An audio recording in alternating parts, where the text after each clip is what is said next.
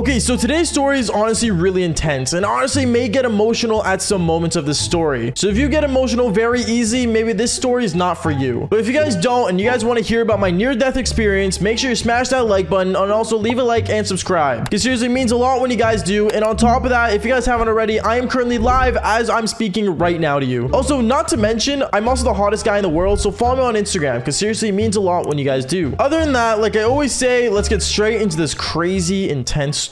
Yo, what is going on, you guys? My name's Bubba and welcome back to another insane story. So this story takes place back when I was in high school. Back when I was in high school, I remember this was my senior year, and honestly, the senior year of high school is one of the most suckiest things ever. Some of you guys may ask, why is it sucky? And the main reason is because you guys have no idea how much pressure it is to not know what you're going to do after you graduate. You see, me being a senior, it was really intense and really hard to know what in the world was I planning on doing next with my future. I didn't know what I wanted to be, I didn't know what I wanted to do, nor did I know what the future would hold for me. In my mind, I was thinking that, hey, maybe I could just play video games, stay at my parents' house, and just do what I love. But honestly, becoming a YouTuber was never part of the plan, nor is, I don't think, anyone that's coming out of high school makes it part of their plan. But I remember this specific time was so intense for me, and it almost led me to a near-death experience. So I remember one time I was walking down the hallway of my high school. Nor was my last year there, it was intense, and it really gave me a lot of pressure building up every day. It got to a point where my mind was in a dark place, knowing that all I ever did throughout high school was just pass classes, go meet girls, and just do the devil's tango. You guys gotta understand, my body count at this moment was easily over 95. That's right, 95 from grade 8 till now. So not knowing what I wanted to do was crazy to me. Anyways, like I said, I was walking down the hallway, and basically I remember my friend walks up to me saying, yo bro, man, like I'm having a crazy party, bro, you gotta come pull up. Like it's gonna be a little thing, but you know, there's gonna be a lot of chicks there, bro, and I know like if more girls go, you'll go as well. Honestly, the amount of times I heard that from my friend, I started to realize was a lot. But he was right. I went to a party, girls would too. And honestly, one thing I started to realize as well was that going to parties was really getting old for me. But I told him, you know what, bro, I got you, I'll be there. And I dabbed him up, and basically we ended up splitting our ways, and I just went to do my normal thing. I went to all my classes, you know, sat down, and then afterwards I ended up just going home, and well, I sat on my bed thinking, all right, what's next? I remember hours went by and I did the same thing as usual. I sat at my home and playing Call of Duty until at least around 7:30 when the party was supposed to start. I remember I ended up getting up and I got ready and I got dressed for this party, and when I got dressed, I remember I started going to my car. I sat in my car, my blue Toyota Celica that I had all throughout high school and loved so much, and started driving down there. When I drove down there, I remember I parked my car. When I parked my car, so many people in the house were yelling, yo, Bubba's here, guys, Bubba's chilling here, bro, Bubba's here. And like, I mean, I don't know, I guess it was cool in a way. I remember I walked inside and there were a lot of girls there and stuff, and a lot of them were looking at me, and a lot of them were like, you know, hey Bubba, like what's going on? And me, I'm not gonna lie, I kind of just went there for the drinks and I started drinking. By the way, don't underage drink, kid, it's not a good idea. And basically from there, I remember after having like a beer or so, I didn't feel like drink anymore. It was very odd because usually I would drink a lot more, but I just stopped drinking. I'm like, you know what, I'm not really down to drink right now. And I remember I walked up to my buddy and I'm like, yo bro, like I'm kind of just trying to chill, so I'm just gonna go sit on the couch, right? Then he said, oh yeah man, just go ahead bro, like no one's gonna stop you. So I ended up sitting down. I remember when I sat down, I saw everyone just kind of like all talking and hanging out with each other, and all of them were talking about the same thing, which really annoyed me. They're all talking about graduation and what universities they're going to and all that stuff. As for me, well, I did no idea where I was gonna go. I had no idea if I was gonna go to school. I had no idea if I was gonna stay home. Honestly, I didn't know what to do at all. And it reminded me of the time when my father said that I should go into the military. Yeah, me in the military. I know, crazy. Anyways, I remember going on, as I was sitting in that party, I just kind of started to think like, wow, everyone has their future ready but me, until something insane happened. I remember a girl walked up to me, sat down beside me, and she's like, hey Bubba, like what's going on? And I kind of just started like talking to her about like life and stuff and how I had no idea what I was gonna do, because well, I mean, I don't know, I guess the best thing to do at a party when you're bored is emotionally open up to someone even though you don't really want to. And she was basically said, I mean, honestly, like if you had no idea what to do with your life, then just, you know, just relax and do what you think feels right. I don't know, she gave me the whole hippie talk like every other person did when I had no idea what to want to do. Like she literally sounded like my school counselor. So I remember I kind of just brushed it off and kind of was more pissed off at that point, because I'm like, you know what, like this is so dumb. And then this girl came up to me again, the same girl that was doing all the hippie talk, as I walked away from her, and she's like, where are you going? Like why are you so upset? Like, you know what, maybe you just need a little me time. As she started getting close to me, and she said that she wanted to do the devil's tango, but I didn't want to. I'm like, nah, like sorry, I'm not in the mood, bro, like just get away from me. I know I turned someone down. When my friend saw that I turned someone down in the middle middle of a party. He walked up to me as I was leaving the door and leaving outside, and he's like, bro, like, what's going on, man? Like, why are you leaving? Like, some of the girls are upset, bro. Like, what's up? And I basically told him how I'm not really party ready, nor am I really wanting to party. And he's like, bro, what do you mean, bro? It's a Friday night. Just like rock on, man. Just have a good time. Bro, I just don't feel it, is what I told him afterwards. He really got in questioning of why I was acting like this, but then he kind of just let me go and said, all right, man, do you, but just remember, if you need anything, just call me up, you know? I told him sure. To this day, I haven't talked to him since, but you know, maybe it's for the better. Anyways, going on with the story, I remember I got in my car and I basically just wanted to leave. I started driving away, and when I was driving, I remember I went on my phone and I started playing songs from Jon Bellion. If you guys don't know, my favorite artist is Jon Bellion. Ever since I was a kid, Jon Bellion was the person I would listen to since middle school till now even. And I remember I played one of his songs called Human, where basically he would talk about, you know, how life is really hard, and you know, like basically how he's sick of repeating the same thing and how nothing has changed and he is the same, and it's just an overall cycle. I remember I was listening to that song over and over, and it got to the point where I started crying while driving. So warning to people out there, crying while driving is really intense. It's really scary because your eyes water up and then you start wiping it, and then your eyes aren't really on the road, which they should be, and it gets really scary. And then I remember as I was driving and crying, I decided to go to the back streets of things because I didn't want to be on the main road, because I think I wasn't driving really good, to be honest, nor did I want people to notice me. And also I like to stay away from cops when I'm on the main roads. And then I remember as I was driving really fast, I think I was driving like almost like 60 miles per hour. I remember I was crying more and more and more to the point where I was mad and driving. And then out of nowhere, this was so crazy. Like, you guys are gonna think I'm insane for this, but I remember when I wiped my tears one more time and I looked at the road, I saw there was a stop sign, but I didn't care. I just kept going and drove straight through it. I know, insane. And no one should do this, by the way. It was really dumb. But I said screw it, and I kept going. And I remember right as I looked to the right of me, I ended up seeing a car. There was a car, a giant truck, and I saw headlights right to my face. And right when I saw it, I remember I pushed on the gas so hard. My foot slammed to the ground. My car engine went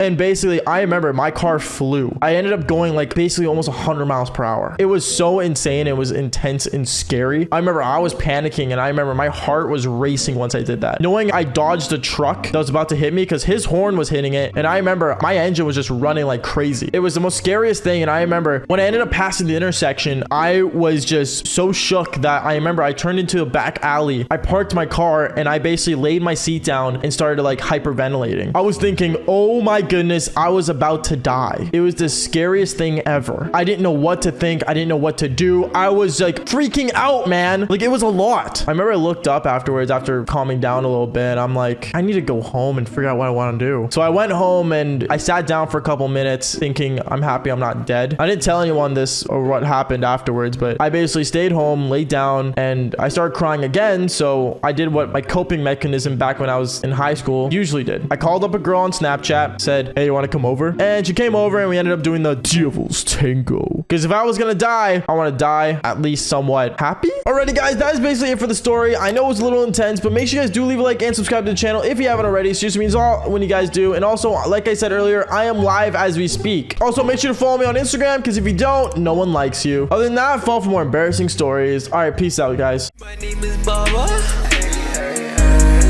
I'm still on top of the world. Devil's Tango with your mother. Of course, let's go. Should I make it a story?